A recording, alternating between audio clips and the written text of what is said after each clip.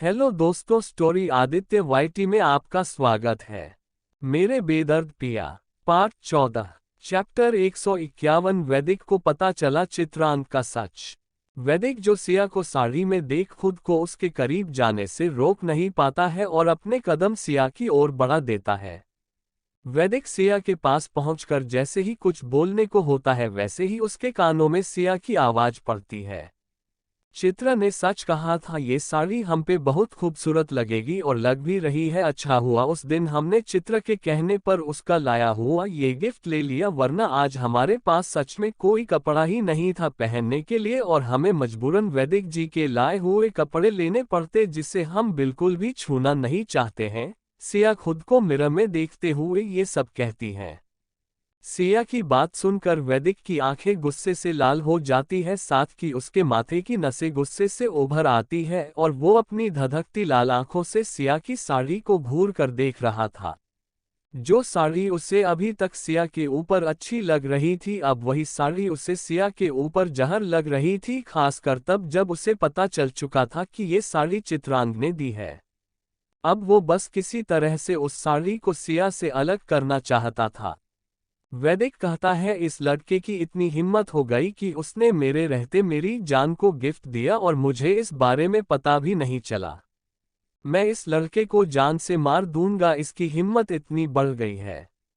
इतना कह वो सिया को एक नज़र देखता है जो अपनी मांग में सिंदूर भर रही थी। उसे देखकर वो चुपचाप उसी तरह आके अपनी जगह पर बैठ जाता है और पास में पड़ा अपना लैपटॉप उठाकर उसमें कुछ करने लगता है। तभी उसकी लैपटॉप की स्क्रीन पर उसके रूम का कल रात वीडियोस दिखाने लगती हैं जिन्हें वो गौर से देख रहा था, लेकिन अपनी तिरछी नज़रों से वो सिया को भी देख रहा था। वैदिक वीडियो बहुत ही फास्ट ट्रैक पर करके देख रहा था, तभी उसे कुछ दिखाई देता है जिसे देखकर वो वीडियोस वहीं रोक देता है और फिर बहुत ही आराम से देखने लगता है।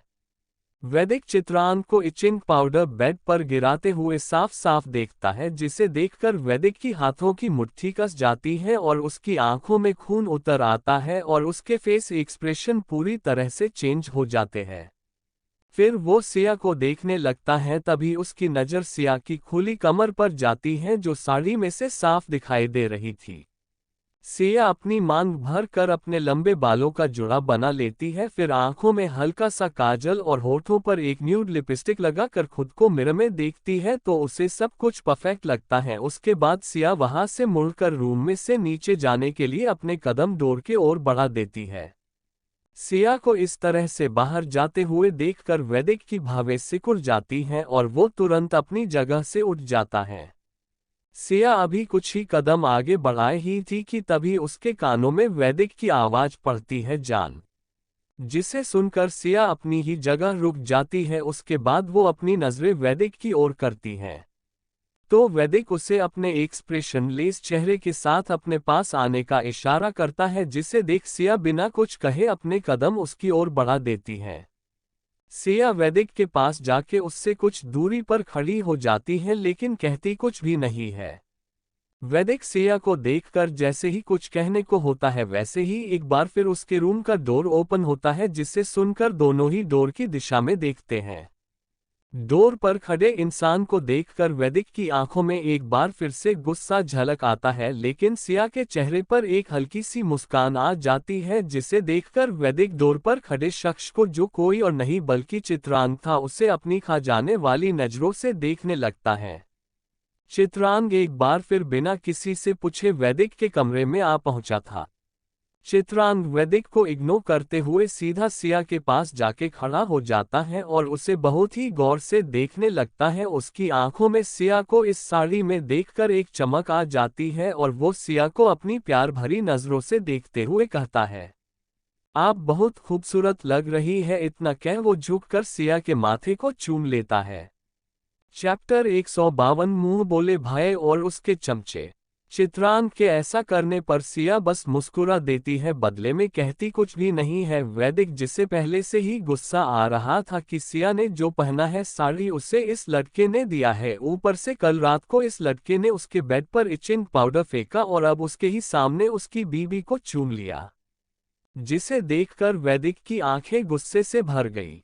तभी उसके जहन में एक बार फिर से ईशा की बातें गूंज उठती है, वो सिया को तुमसे बहुत दूर लेके चला जाएगा और तुम कुछ भी नहीं कर पाओगे। जैसे ही ये ख्याल वैदिक के जहन में आता है तो वो अपने सामने खड़े चित्रांग को देखते हुए मन में कहता है, तुम कुछ भी कर लो, मेरी जान को मुझसे दूर नहीं कर पाओगे। अगर मैं चाहूँ तो अभी के अभी तुम्हारा असली चेहरा जान को दिखा दूँ, जो तुम कल रात घटिया सी हरकत की, लेकिन अभी मुझे तुम्हारे बारे में बहुत कुछ जानना है और जैसा मैंने सोचा है वो सच हुआ तो उस दिन तुम्हारा दुनिया में आखिरी दिन होगा। तुम जान को बेवकूफ बना सकते हो, मुझे नहीं।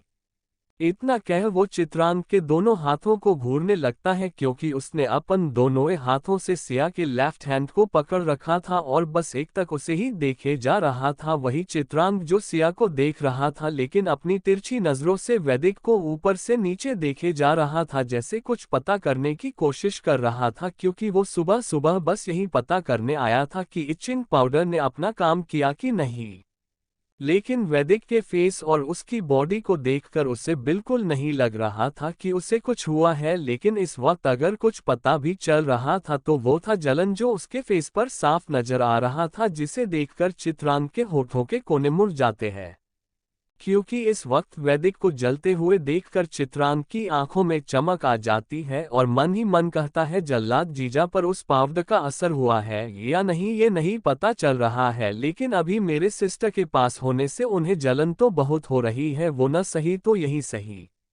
उसके बाद वो वैदिक को और भी ज्यादा जलाने के लिए कहता है, सिस्टर आप मेरे साथ चलिए। जॉनी और पीटर जब आपको हमारी दी हुई साड़ी पर जोर देते हुए में देखेंगे तो वो भी खुश हो जाएंगे। उसकी बात सुनकर सिया कुछ कहती उसके पहले वैदिक जल्दी से आगे बढ़कर सिया के हाथ पर से चित्रांग के दोनों हाथों को झटक देता है, क्योंकि वैदिक के कानों में जैसे ही चित्रांग की आवाज पड़ती है उसके जहन में भरा हुआ गुस्सा फूट पड़ता है, और क्योंकि उसकी जान को उसके सिवाय कोई भी ऐसे देखे उससे ये ग्वारा नहीं था यहाँ, तो फिर ये लड़का अपने दोस्तों के पास उसकी जान को ले जाने के लिए तैयार हो गया था, और वैदिक के रहते ये कैसे हो सकता था। वैदिक के ऐसा करने से चित्रांग एक कदम पीछे की ओर हो जाता है। सिया जैसे ही अपने हाथ बढ़ाती है चित्रांग को पकड़ने के लिए, ठीक वैसे ही वैदिक उसके हाथ पर अपना हाथ रखकर उसे पीछे से अपने बाहों में भर लेता है और बहुत ही धीमी सी आवाज में सिया को धमकी देते हुए उसके कान में कहता है, जान अगर तुमने जरा से भी आवाज की या यहाँ से हिलने की भी कोशिश की तो मैं तुम्हारे इस मुंह बोले भाई और उसके चमचे तीनों को इस मेंशन से फेंकवा दूंगा और कोई भी मेरा कुछ भी नहीं कर पाएगा, और ये बात तुम भी बहुत अच्छी तरह से जानती हो। और अब मैं जो भी बोलूंगा उसमें तुम बस हाँ में हाँ मिलाती जाना। उसके बाद चित्रांग को देखते हुए वैदिक अपनी बेहद शर्द आवाज में कहता है, मेरी जान से दूर रहो, और तुम इतने बड़े हो गए हो, तुम्हें शर्म नहीं आती है कि किसी भी कपल के रूम में जाने से पहले नॉक किया जाता है न जान, मैं सच कह रहा हूँ। इतना कह वो हल्का से सिया के कमर पर पिंच करता है, जैसे कह रहा हो मैंने अभी तुमसे क्या करने के लिए कहा था। सिया चित्रांग के अपनी कमर पर पिंच करने से अपनी सेंस में आती है और वैदिक की धमकी भरी बातों को याद कर मासूम सी सिया घबरा जाती है कि कहीं। चैप्टर 153 तुम खुद की जान खुद ही ले लो। वैदिक सच में चित्रांग, जॉनी और पीटर को इस मेंशन से निकाल ना दे। अगर ऐसा हो जाएगा तो वो बेचारे कहाँ जाएंगे, उनकी तो शॉप में भी आग लग गई है, अब उनके पास कोई जगह भी नहीं बची है। यही सब सोच के सिया जल्दी से कहती है, हाँ आप सही कह रहे हैं। चित्रांग सिया को वैदिक की हाँ में हाँ मिलाते हुए देखकर अपने मन में कहता है, जल्लाद जीजा ने जरूर कुछ ऐसा कहा अभी जो सिस्टर ने उनकी हाँ में हाँ मिलाई है। कहते हुए वो एक नज़र वैदिक को देखकर सिया को देखता है, तभी उसकी नज़र सिया की गर्दन पर खरोचों के निशान पर पड़ती है, जिसे देख उसके चेहरे के भाव बिल्कुल बदल जाते हैं। सिया के गर्दन पर खरोचों के निशान देखकर चित्रांग को लगता है जरूर वैदिक ने उसके साथ कुछ मिसबिहेव किया है, इसलिए वो अपनी आवाज सख्त करते हुए वैदिक को अपनी पैनी नजरों से देखते हुए सिया से सवाल करता है, सिस्टर आपके गर्दन पर ये निशान कैसे है?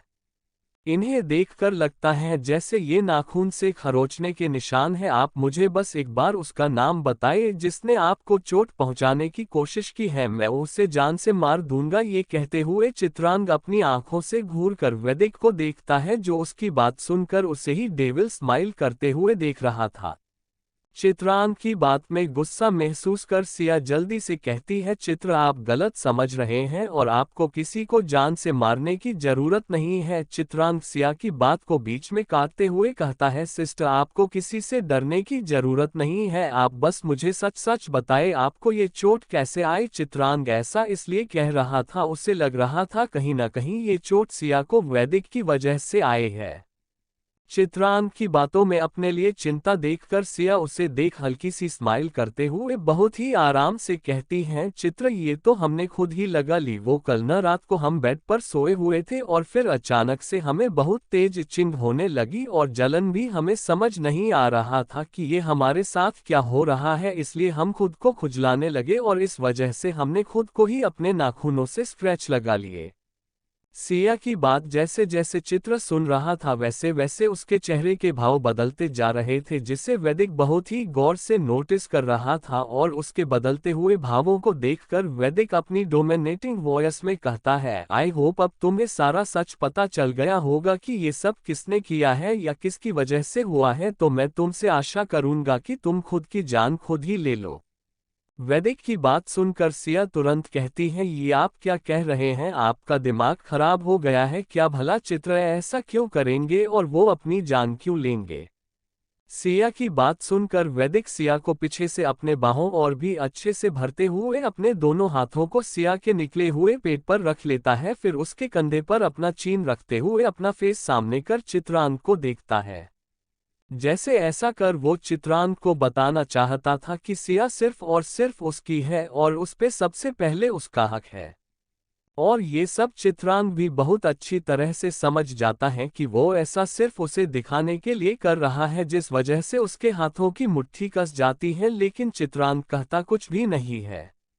उसके बाद वैदिक डेविल स्माइल करते हुए चित्रांत के हाथों की बंधी हुई मुट्ठी को देख फिर उसकी आंखों में देखते हुए कहता है, जान तुम गलत समझ रही हो, मेरे कहने का मतलब ये था कि अभी अभी तुम्हारे इस मुंह बोले भाई ने कहा ना कि जिसने भी तुम्हें ये चोट पहुंचाई है वो उसकी जान ले लेगा, इसलिए मैं बस ये याद दिला रहा था कि वो अपनी बात से पलटे नहीं और अब वो पता करे कि तुम्हारे साथ ऐसा कैसे हुए और उसकी वजह तुम्हारा मुंह बोला भाई है। सिया कहती है, आपके कहने का क्या मतलब है, हमें आपकी बात समझ नहीं आ रही है। सिया की बात सुनकर वैदिक उसके बदले में कहता है, जान आई मीन पता करके उसे सजा दे जिसके कारण ये सब हुआ है। इतना कह वो चित्रांत को देखता है और उसे एक स्माइल पास कर देता है।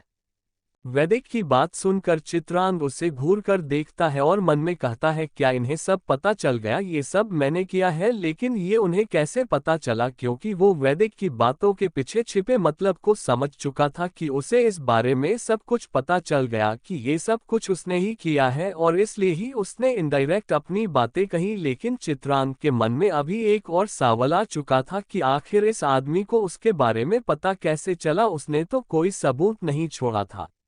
वैदिक चित्रांत को खुद में खोया हुआ देखकर कुछ भी नहीं कहता है, बल्कि वो झुककर सिया के कान में बहुत ही धीमी सी आवाज में कहता है जिसे सिर्फ सिया ही सुन सके। चैप्टर 154 वैदिक की बेशर्मी। जान ना शब्द पर जोर देते हुए, तुम बहुत ही बेवकूफ हो, इतना कहकर वैदिक उसके गाल पर प्यास से किस कर देता है। उसके ऐसा करते ही सिया सकपका जाती है और वो जल्दी से अपना चेहरा नीचे झुका देती है, क्योंकि उसे अब शर्म आने लगी थी। उसने सोचा ही नहीं था कि वैदिक चित्रांत के सामने उसके गालों पर किस कर देगा।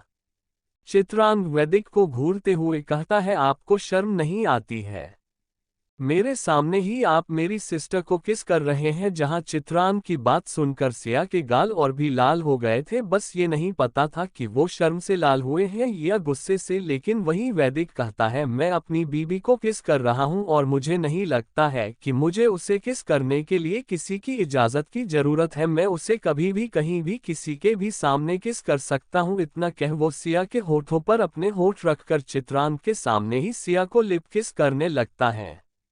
वैदिक के अचानक किस करने से सिया वैदिक को खुद से दूर करने लगती है, लेकिन वैदिक उससे दूर नहीं होता है और किसी बेशर्म इंसान की तरह उसके होठों को चित्रांत के सामने ही चूमने लगता है। वैदिक को सिया के होठों पर किस करते हुए देखकर चित्रांग सकपका जाता है और वो जल्दी से अपनी नजरें इधर उधर फेरने लगता है। तभी उसकी नजर लैपटॉप की स्क्रीन पर पड़ती है, जिसे देख उसकी भावें सिकुड़ जाती है और वो एकटक लैपटॉप की स्क्रीन को देखने लगता है। वैदिक सिया के होठों को कुछ ही पलों में छोड़ देता है। उसके छोड़ते ही सिया जल्दी से अपना चेहरा उसके सीने में छुपा लेती है, क्योंकि उसे अब चित्रांग को देखने में काफी शर्म आ रही थी और उसे वैदिक पर गुस्सा भी आ रहा था। उसे तो पता भी नहीं था कि वैदिक ऐसा भी कुछ कर सकता था। उसने तो उसे सिर्फ गुस्सा करते हुए ही देखा था। वैदिक सिया को इस तरह से अपना चेहरा अपने सीने में छुपाते हुए देखकर उसके होठों के कोने मुड़ जाते हैं। फिर वो चित्रांग को देखता है, जो उनकी ओर नहीं देख रहा था, लेकिन उसके फेस पर गुस्सा साफ साफ दिखाई दे रहा था। चित्रांग के गुस्से से भरे हुए चेहरे को देखकर वैदिक डेविल स्माइल करता है, जैसे उसने बहुत बड़ी जंग जीत ली हो। फिर वो खुद को नॉर्मल करते हुए चित्रांग से कहता है, मेरी जान के मुंह बोले भाई। चित्रांग, जो एक तक लैपटॉप की स्क्रीन को बिना किसी इमोशन के गुस्से से देख रहा था, वैदिक की आवाज सुनकर उसकी आंखों में अपने गुस्से से लाल हो चुकी आंखों से देखता है, जैसे कहना चाहता है अब क्या है। उसके भावों को समझते हुए वैदिक की मुस्कान और भी बड़ी हो जाती है और अपनी स्माइल को उसी तरह से बरकरार रखते हुए कहता है, तुम्हारी जानकारी के लिए बता दूं तो पिद्दी से लड़के पहले जान मेरी बीवी बनी है, फिर तुम्हारी सिस्टर समझे मेरे बीवी के मुंह बोले भाई। वैदिक मुंह बोले भाई पर जोर देते हुए कहता है। फिर आगे कहता है, क्या तुम्हें अब शर्म नहीं आ रही है जो तुम अपनी सिस्टर और जीजा जी को किस करते हुए देख रहे हो, या फिर तुम उन्हें पूरा रोमांस करते हुए भी देखना चाहते हो। फिर बहुत ही बेशर्मी सा चित्रांग के कान के पास झुकते हुए उसके कान में कहता है, वैसे मुझे तुम्हारे सामने रोमांस करने में कोई दिक्कत नहीं है, लेकिन मेरी जान को होगी, इसलिए तुम अब यहाँ से जा सकते हो। इतना कह वो चित्रांग से दूर होकर अपनी एक आई विंक करता है। फिर वो सिया के फेस को अपने सीने से दूर कर उसके गालों को अपने हाथों में लेके फिर से उसके होठों पर अपने होंठ रख देता है। ये सब इतना जल्दी से हुआ कि सिया को कुछ समझ ही नहीं आता है और एक बार फिर वैदिक सिया को चित्रांग के सामने किस करने लगता है। वैदिक की बात सुनकर चित्रांग, जो पहले ही गुस्से से उबल रहा था और फिर से उसे अपनी सिस्टर को किस करते हुए देखकर उसके अंदर से सिर्फ एक ही आवाज आती है, बेशर्म इंसान, वो कैसे उसके सामने उसकी सिस्टर को किस कर सकता है। फिर वो अपनी लाल हो चुकी आंखों से घूर कर एक नजर उसे देखता है। फिर वो वैदिक के कमरे से गुस्से से तिलमिलाते हुए निकल जाता है और बहुत ही तेज आवाज के साथ डोर बंद करता है, जिससे साफ साफ पता चल रहा था कि वो इस वक्त कितने गुस्से में है। डोर की तेज आवाज सुन वैदिक मुस्कुराते हुए सिया के होठों को अपने होठों के गिरफ्त से छोड़ देता है। उसके छोड़ते ही सिया लंबी लंबी सांसें लेते हुए खुद की सांसों को काबू में करती है। जब उसकी सांसें नॉर्मल हो जाती हैं, तब वो अपनी नीली आंखों से वैदिक को घूर कर देखते हुए कहती है, आप इतने बेशर्म भी हैं, हमें नहीं पता था, आप अपनी तरह हमें भी समझ रखा है। और आपकी हिम्मत कैसे हुई हमें चित्र के सामने किस करने की। इतना कह वो वैदिक को घूरते हुए उसके सीने पर अपना लेफ्ट हैंड रख करके उसे धक्का देती है। वैदिक सिया के गुस्से से लाल चेहरे को देखता है, जो इस वक्त गुस्से में और भी चमक रहा था, और उसका मन उसे फिर से किस करने का करने लगता है। तभी सिया कहती है, अब हमें छोड़िए, हमें नीचे जाना है, आपकी वजह से आज हम पहली बार इतना लेट हुआ है, सब क्या सोच रहे होंगे हमारे बारे में। सिया के नीचे जाने वाली बात सुनकर वैदिक सिया को घूर कर देखता है और कहता है, जान तुम ऐसे ही नीचे जा सकती हो, और तुमने ये क्या पहना हुआ है, इसमें से सब कुछ तो दिखाई ही दे रहा है। वैदिक की बात सुन सिया उसे घूरते हुए कहती है, आपको दिखाई नहीं दे रहा है, ये साड़ी है और हमें तो कुछ भी नहीं दिखाई दे रहा और इसे ऐसे ही पहनते हैं। वैदिक जल्दी से फ्लो में कहता है, लेकिन मैंने तो तुम्हें कभी भी ऐसे कपड़े पहनते हुए नहीं देखा, और लास्ट टाइम तुमने जो साड़ी पहनी थी वो तो ऐसे बिल्कुल भी नहीं थी। वैदिक की बात सुनकर सिया की भावें सिकुड़ जाती हैं और वो उसे सवालिया नजरों से देखते हुए उससे सवाल करती है, अभी आपने क्या कहा और आपको कैसे पता हम क्या पहनते हैं क्या नहीं। सिया का सवाल सुन वैदिक सकपका जाता है, अपनी कही हुई बातों को याद कर लेकिन अपने फेस पर आने नहीं देता है और तुरंत वैदिक अपनी सख्त और डरावनी आवाज में कहता है, मैं तुम्हारे किसी भी सवाल का जवाब देना जरूरी नहीं समझता हूँ, इसलिए तुम मुझसे कोई सवाल नहीं कर सकती हूँ। शायद तुम भूल गई हो मैं कौन हूँ। फिर सिया को डराते हुए कहता है, शायद तुम भूल गई हो मैं कौन हूँ। सिया तुरंत कहती है, हम एक पल को पूरी दुनिया को भूला सकते हैं पर आपको हम मरते दम तक नहीं भूल सकते हैं मिस्टर खुराना। सिया की बात को वैदिक पूरी तरह से इग्नोर कर देता है और उसके हाथ को पकड़कर ड्रेसिंग टेबल के सामने ले आकर खड़ा कर देता है। चैप्टर 155 वैदिक का सिया को साड़ी पहनाना। सिया वैदिक को घूरते हुए कहती है, आपने शायद सुना नहीं मिस्टर खुराना, हमने क्या कहा, हमने कहा कि हमें नीचे जाना है, ये नहीं कि हमें आपके साथ यहाँ आना है। सिया इससे ज्यादा कुछ और भी कहती उसके पहले ही वैदिक उससे कहता है, अब एक और शब्द जान तुम्हारे मुंह से निकला तो मुझसे बुरा कोई भी नहीं होगा। उसकी बात सुनकर सिया कहती है, फटाक से कहती है, वैसे भी आपसे बुरा कोई है भी नहीं है पूरी दुनिया में। इतना कह वो अपना मुंह बना लेती है जिससे वो और भी क्यूट लगने लगती है। सिया की बात सुन वैदिक उसे घूर कर देखता है लेकिन उसके क्यूट से एक्सप्रेशन को देख कुछ भी नहीं कह पाता है। उसके बाद वो सिया के आंखों पर अपने हाथ रख उसकी पलकों को बंद करते हुए कहता है, जब तक मैं न बोलूं जान तब तक तुम अपनी आंखें बिल्कुल भी नहीं खोल सकती हो।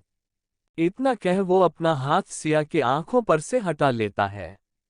फिर वो जल्दी से सिया की साड़ी को पकड़कर खींच देता है जिससे सिया की साड़ी एक पल में खुल जाती है। अब वो सिर्फ ब्लाउज और पेटीकोट में ही थी उसके सामने। ऐसा करते ही सिया डरकर अपनी आंखें खोल देती है और अपने दोनों हाथों से अपने सीने को ढकते हुए तुरंत उससे सवाल करती है, ये आप क्या कर रहे हैं। उसकी बात पूरी होते ही वैदिक उससे घूरते हुए कहता है, जान सच में तुम्हारे अंदर आजकल बहुत ही ज्यादा हिम्मत आ गई है जो तुम मेरी हर बात इग्नोर करने लगी हो। कहीं ये सब कुछ तुम्हारे उस सो कॉल्ड अभी अभी बने भाई की वजह से तो नहीं हो रहा है, वही तुम्हें मेरे पीठ पीछे तुम्हें मेरे खिलाफ भड़का रहा है और तुम उसकी बातों में आपके मुझसे सवाल जवाब करने लगी हो। उसकी बात सुन सिया कहती है, सब आपके जैसे नहीं है कि वो दूसरों की बातों में आके किसी को भी नीचा दिखाने लगते हैं। उसकी बात सुनकर वैदिक अपनी गुस्से से भरी आवाज में कहता है, बहुत हुआ, अब एक शब्द और तुम्हारे मुंह से निकला तो। वैदिक अपने हाथ में पकड़ी हुई साड़ी की इशारा करते हुए, ये साड़ी देख रही हो न, इसे बालकनी से बाहर फेंक दूंगा और तुम मेरा कुछ भी नहीं कर पाओगी। फिर तुम इस तरह से किसी के सामने तो जाना नहीं चाहोगी और ना ही तुम मेरे लाए हुए कपड़े पहनना चाहोगी। इसलिए मैं जो कर रहा हूं वो मुझे करने दो, नहीं तो मैं इससे उठाकर फेंक दूंगा जो तुम बिल्कुल भी नहीं चाहोगी। आगे तुम समझदार हो जान, अब तुम्हें क्या करना चाहिए तुम्हें समझ आ गया होगा। वैदिक की बात सुनकर सिया डर जाती है और वो ये भी समझ जाती है कि वैदिक का मतलब क्या है। अगर अब उसने कुछ भी कहा तो वैदिक ने जो कहा है वो करने से पीछे नहीं हटेगा और वो ये बिल्कुल भी नहीं होने दे सकती थी। इसलिए सिया बिल्कुल चुप होकर किस अच्छे आज्ञाकारी बच्चे की तरह अपनी आंखें बंद कर लेती है। सिया के ऊपर अपने बातों का असर होते हुए देखकर वैदिक हल्के से मुस्कुराते हुए मन में कहता है, जान तुम्हारी इसी मासूमियत ने तो हमें तुम्हारा दीवाना बनाया हुआ है। इतना कह वो सिया को फिर से साड़ी पहनाने लगता है। वो सिया को किसी प्रोफेशनल की तरह साड़ी पहना रहा था, जैसे साड़ी पहनना उसका रोज का काम हो। 10 मिनट बाद वैदिक सिया को साड़ी पहनाने के बाद बहुत ही ध्यान से ऊपर से लेके नीचे तक देखता है। जब उसे उस साड़ी में से सिया की कहीं से कोई भी अंग विजिबल होते हुए नहीं दिखाई दे रहा है तो वो एक राहत की सांस लेता है, जैसे उसने ऐसा काम किया है जो कोई भी नहीं कर सकता है। क्योंकि वैदिक ने सिया को फिर से साड़ी पहनाई थी और इस तरह से पहनाया था कि अब सिया की कमर बिल्कुल भी नहीं दिखाई दे रही थी। फिर वो सिया की पीठ को देखता है, उसके बाद वो सिया के बालों को खोल देता है जिससे उसके लंबे बाल पूरी पीठ को कवर कर लेते हैं, जिससे उसकी पीठ अब नहीं दिखाई दे रही थी। उसके बाद वैदिक के होठों पर एक सेटिस्फैक्शन वाली मुस्कान आ जाती है। फिर वो सिया को मिरर के बिल्कुल सामने करते हुए सिया के कान में कहता है, जान तुम बिल्कुल परफेक्ट लग रही हो, अब तुम नीचे जा सकती हो, अब मुझे कोई प्रॉब्लम नहीं है, अब तुम अपनी आंखें खोलकर खुद को देख सकती हो।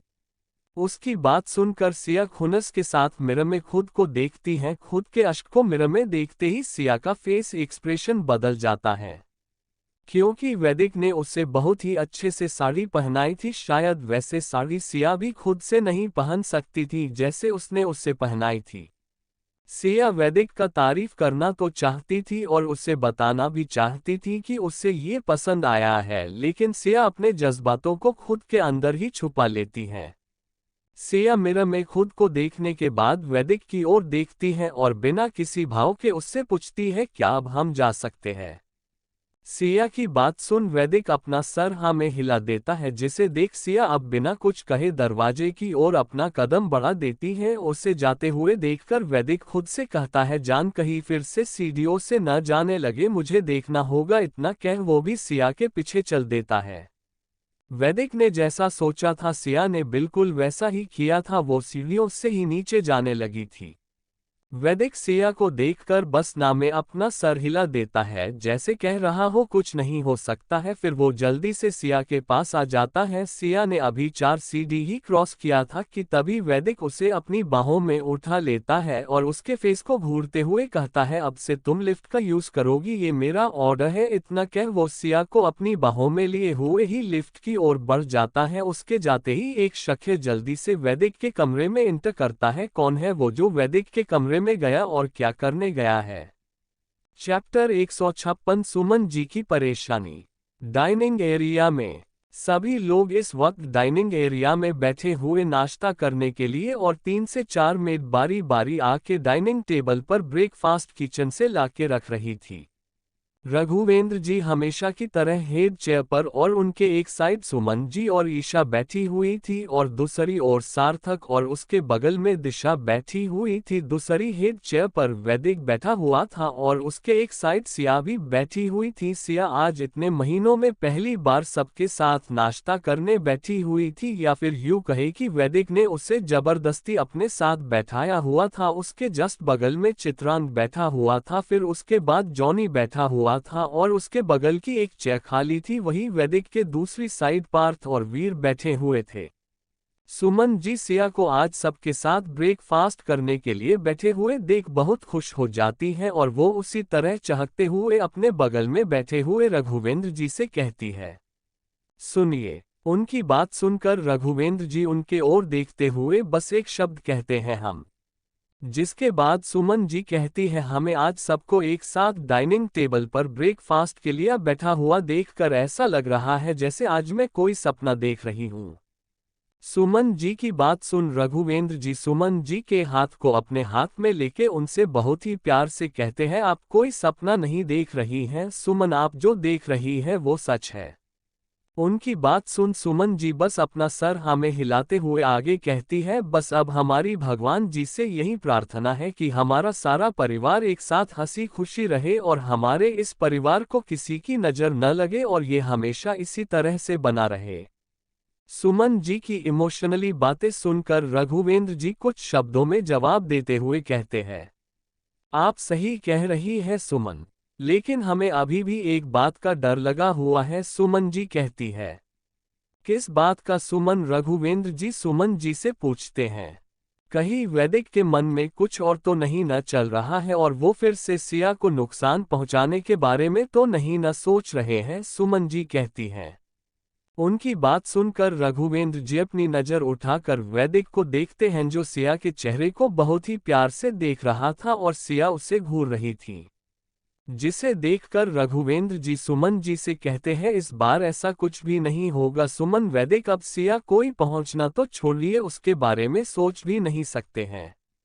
उनकी बात सुनकर सुमन जी बस हल्का सा मुस्कुराते हुए कहती हैं, आपकी बात सच हो, हम भगवान जी से राधिका करेंगे।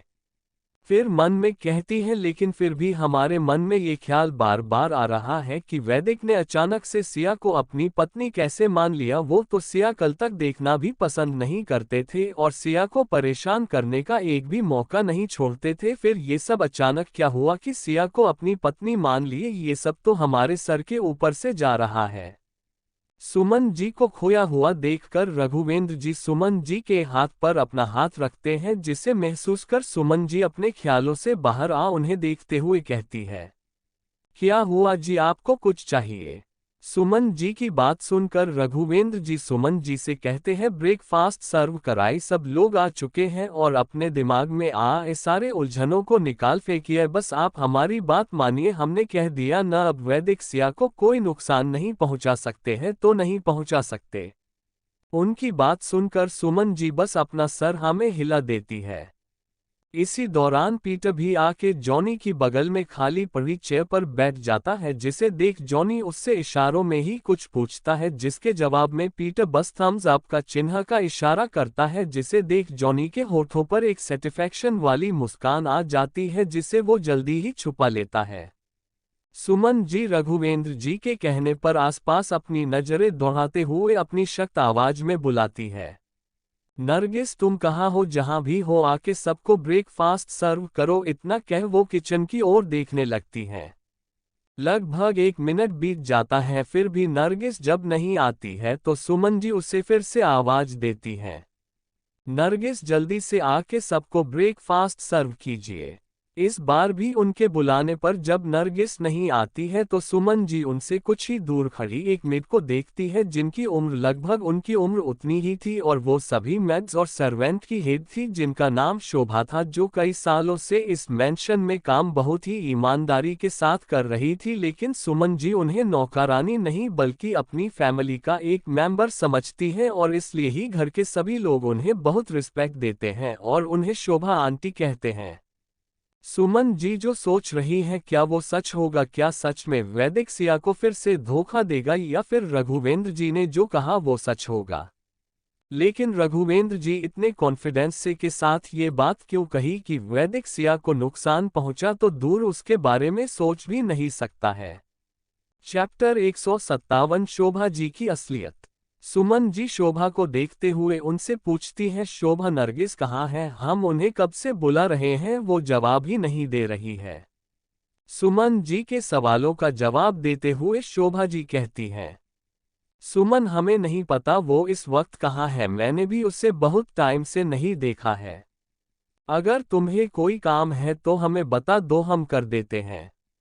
शोभा की बात सुनकर सुमन जी कहती है, नहीं शोभा, ज्यादा जरूरी काम नहीं है, हम तो उन्हें इसलिए बुला रहे थे ताकि वो सबको ब्रेकफास्ट सर्व कर दे।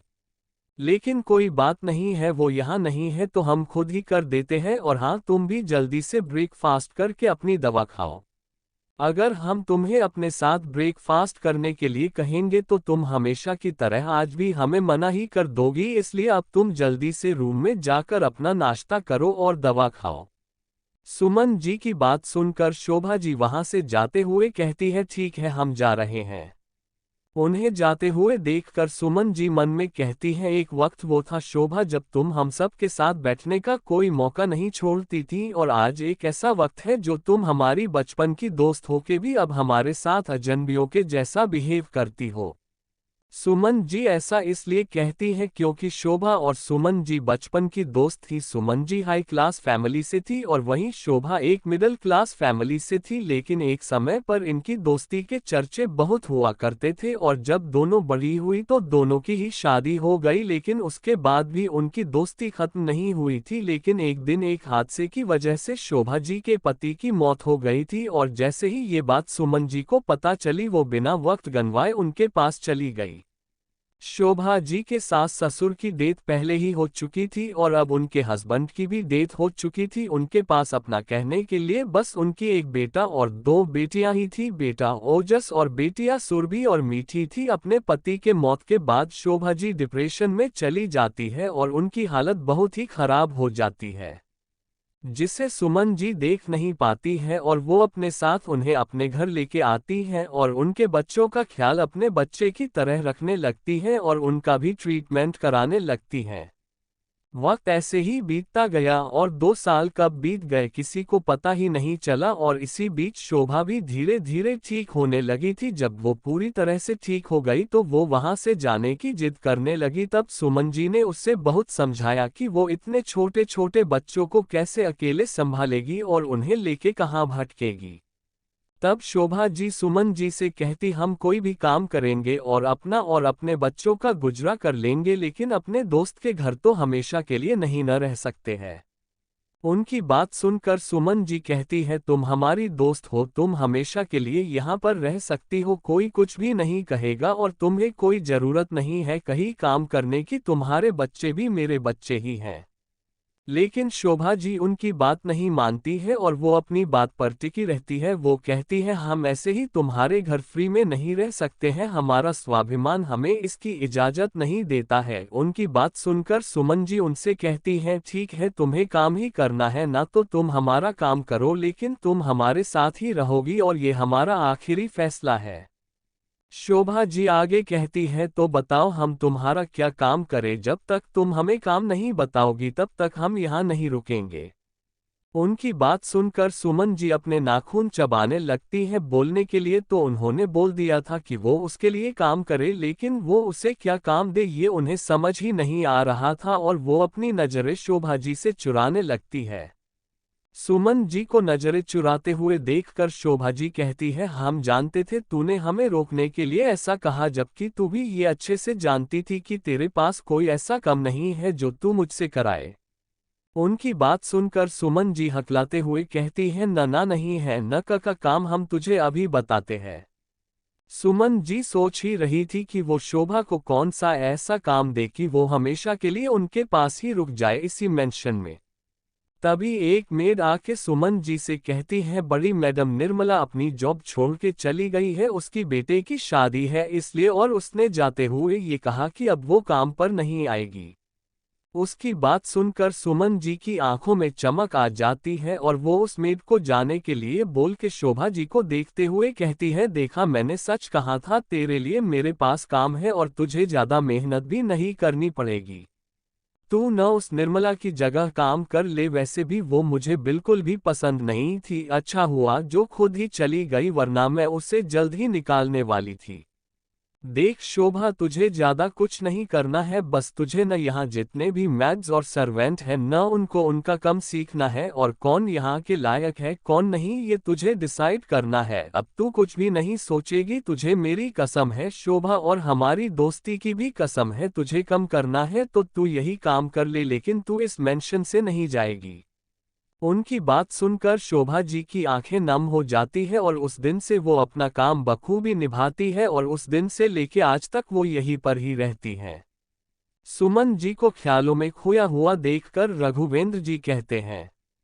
Chapter 158 untitled actor. वैदिक अपनी जगह पर कंफ्यूजन में खड़े हुए अपने रूम को देख रहा था, जो पहले ही भी अच्छा लग रहा था।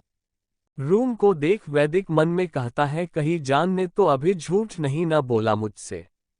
जैसे ही ये ख्याल वैदिक के मन में आता है, उसके होठों पर शैतानी मुस्कान आ जाती है और वो कहता है, नॉट बैड जान। तभी उसे क्लोजेट से सिया के चिल्लाने की आवाज आती है, जिसे सुनकर वो भागकर क्लोजेट रूम में जाता है।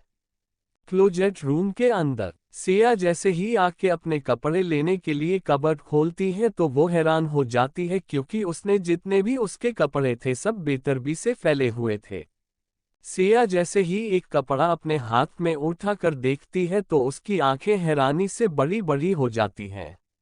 सिया उसके बाद अपने एक एक करके सारे कपड़े देखती है और उन्हें देखते ही उसकी एक जोरदार चीख निकल जाती है।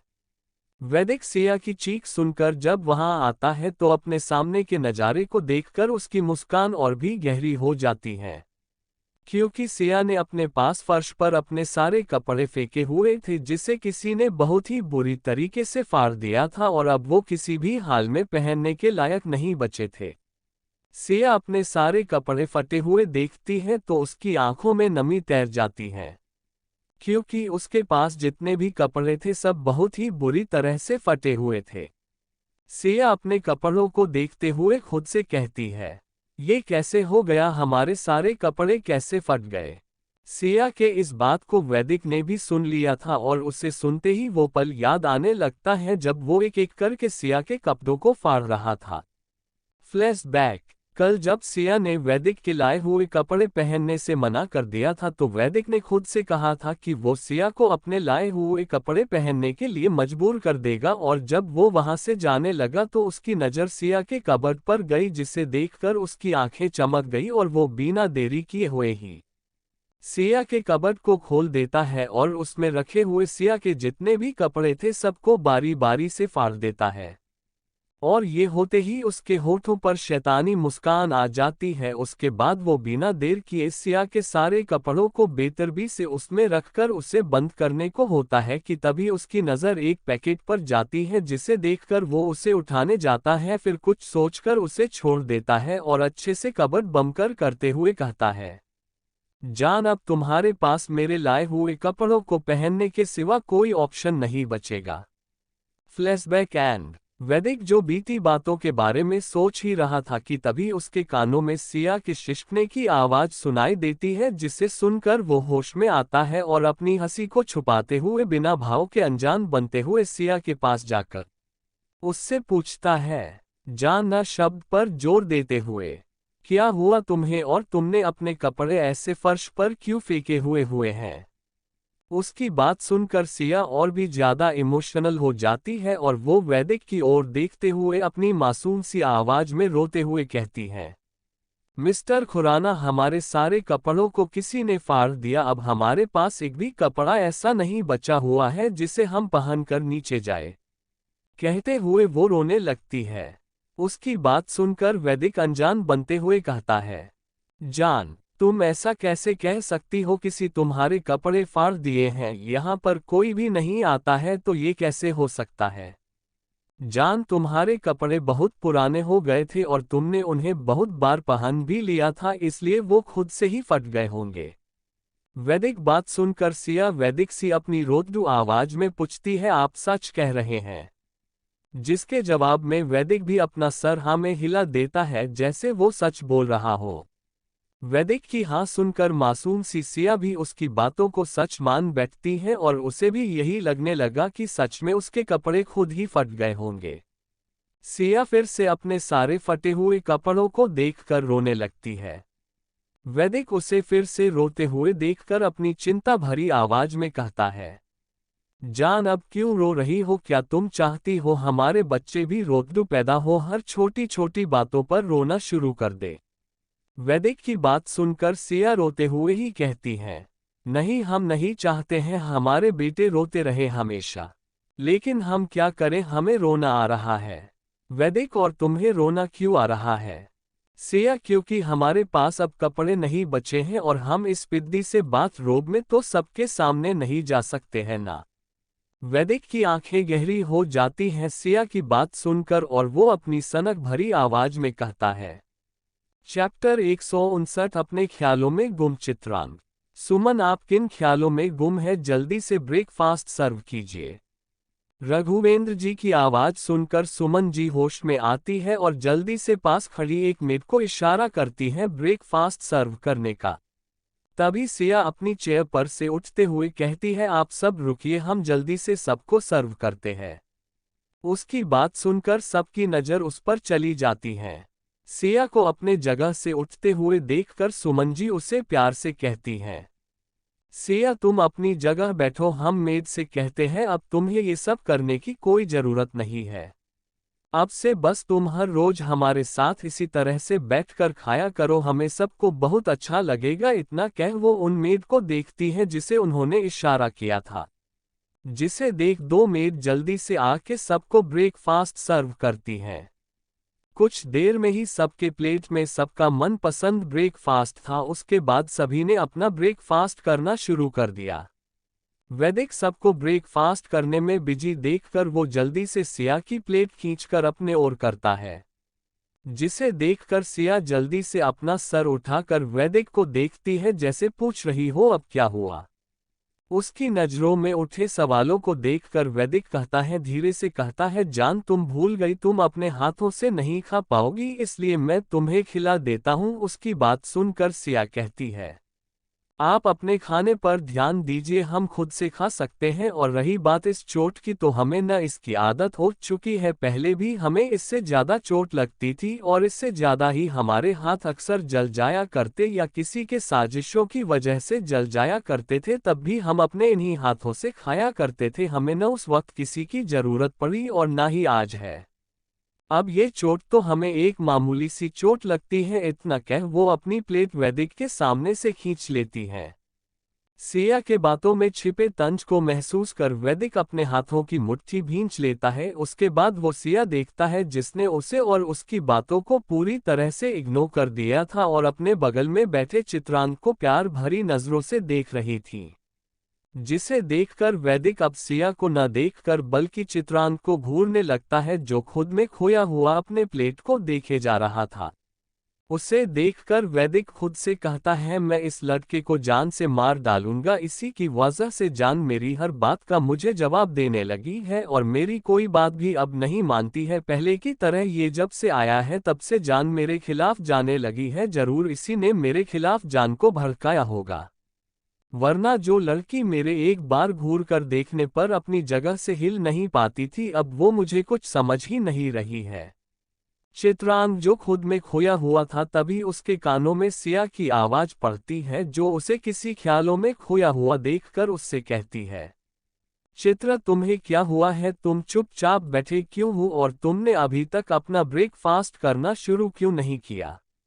सिया की बात सुनकर सभी की नज़र चित्रांग की ओर चली जाती है और सब उसे चुप देखकर उसे असमंजस से देखने लगते हैं और उसी में से एक जोड़ी आंखें ईशा की भी थी। सिया की बात सुनकर उसके भी हाथ रुक जाते हैं ब्रेकफास्ट करते करते और वो भी चित्रांग के जवाब का इंतजार करने लगती है और साथ ही उसे थोड़ा डर भी लगने लगता है। सिया की बात सुन चित्रांग अपने होश में आता है और वो सिया को देखते हुए कहता है, क्या हुआ सिस्टर। उसकी बात सुनकर इस बार सुमन जी उससे सवाल करती हैं, चित्र बेटे क्या हुआ, आपको ये सारी डिशेज पसंद नहीं आई क्या, जो आप नाश्ता नहीं कर रहे हैं, अगर ऐसा है तो आप हमें जल्दी से बताएं, हम आपके लिए आपके पसंद का बनावा देंगे। वो क्या है न, दरअसल यहाँ न सबके मन का रोज बनता है, जो जिसे पसंद होता है वही बनता है। आप तीनों की पसंद के बारे में हमें नहीं पता था, इसलिए हमने अपने मन से आप तीनों के लिए ये डिश बनवा दिए है। उसके बाद वो जॉनी पीटर को देखते हुए कहती है, बेटा आप दोनों भी अभी जो आपको सर्व हुआ है उसे खा लीजिए, उसके बाद आप लोगों को जो जो खाने में पसंद है हमें बता दीजिएगा, उसके बाद आप तीनों के लिए भी वही बनेगा। सुमन जी की बात सुनकर जॉनी और पीटर बस हमें अपना सर हिला देते हैं, लेकिन चित्रांग वो तो जैसे अभी भी किसी सोच में गुम सा था। उसे देखकर ऐसा लग रहा था जैसे उसने सुमन जी की बातों को सुना ही न हो। चैप्टर 160 सिया का वैदिक को खाने के लिए सुनना। ईशा चित्रांग को देखते हुए खुद से कहती है, हमें पता है तुम क्या सोच रहे हो और ये भी जानते हैं हमने तुम्हारे साथ गलत किया, लेकिन हमें कुछ भी याद नहीं आ रहा है, आखिर हमने तुम्हारे साथ ऐसे कैसे कर दिया। सिया चित्रांग के हाथ को हिलाते हुए उसे आवाज देती है, चित्र। सिया के इस तरह से बुलाने पर चित्रांग इस बार अपने सोच से पूरी तरह से बाहर आ जाता है और फिर वो एक हल्की मुस्कान के साथ सिया को देखते हुए उससे सवाल करता है, क्या हुआ सिस्टर। चित्र तुम किन ख्यालों में गुम हो इतना कि तुम्हें हमारी और माँ की बात ही नहीं सुनी, सिया कहती है। चित्रांग जल्दी से कहता है, वो सिस्टर मैं ना कुछ सोच रहा था। ये कहते हुए उसकी नज़र एकाएक ईशा पर चली जाती है, जो घबराए हुए फेस के साथ उसे ही देख रही थी। और जैसे ही चित्रांग की नज़र ईशा से मिली, ईशा उसे अपने आंखों से ही रिक्वेस्ट करती है, जैसे कह रही हो, मैं जानती हूँ तुम क्या सोच रहे हो, लेकिन प्लीज़ किसी को मत बताना, इस बारे में तुमसे रिक्वेस्ट कर रही हूँ। ईशा ऐसा इसलिए करती है क्योंकि उसे लगता है चित्रांग सुबह वाले इंसिडेंट्स के बारे में सोच रहा था, लेकिन चित्रांग असल में क्या सोच रहा था वो तो वही जानता था। ईशा के रिक्वेस्ट को समझकर चित्रांग बस अपनी पलकें झपका देता है, जैसे कह रहा हो तुम बेफिक्र रहो, मैं किसी से नहीं कहूंगा। चित्रांग के इशारे को समझकर ईशा राहत की सांस लेती है। तुम क्या सोच रहे थे, क्या हम जान सकते हैं, चित्र सिया फिर से चित्रांग से सवाल करती है।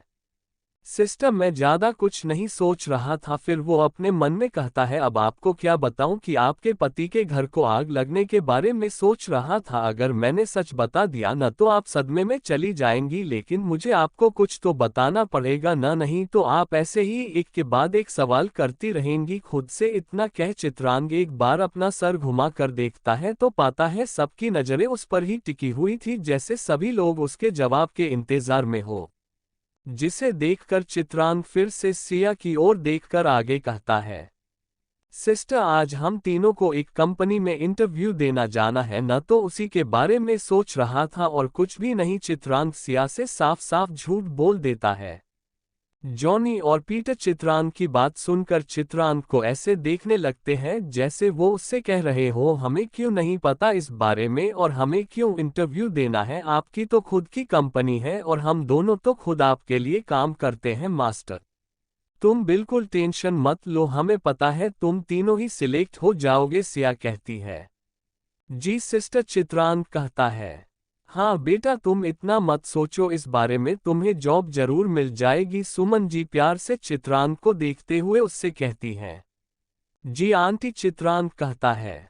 माँ, हम आपको बाद में बता देंगे इन तीनों को खाने में क्या पसंद है और आप इस बात के लिए परेशान मत होइए। फिर सिया वैदिक को सुनाने वाले लहजे में कहती हैं, वैसे भी हमारे भाइयों को भाइयों शब्द पर जोर देते हुए वो हर एक खाना अच्छा लगता है जो भी उन्हें प्यार से सर्व कर दिया जाए और वो उसे खा लेते हैं, ना कि दूसरों की तरह है खाने का अपमान करे। और उन्हें जो चाहिए होता है वही ही चाहिए। हमारे भाइयों को बस खाने के अच्छे टेस्ट से मतलब है, न कि दूसरों की तरह बेस्वाद से खाने जिसे सिर्फ वही खा सकते हैं और उनके सिवा कोई भी नहीं। अगर उन्हें उनकी पसंद का भी खाना ना मिले तो भी वो खाना चुपचाप खा लेते, ना कि फेंक देते हैं। सिया की बात सुनकर सुमन जी मुस्कुराते हुए कहती है, ये तो बहुत अच्छी बात है बेटा। हाँ माँ, सिया कहती है।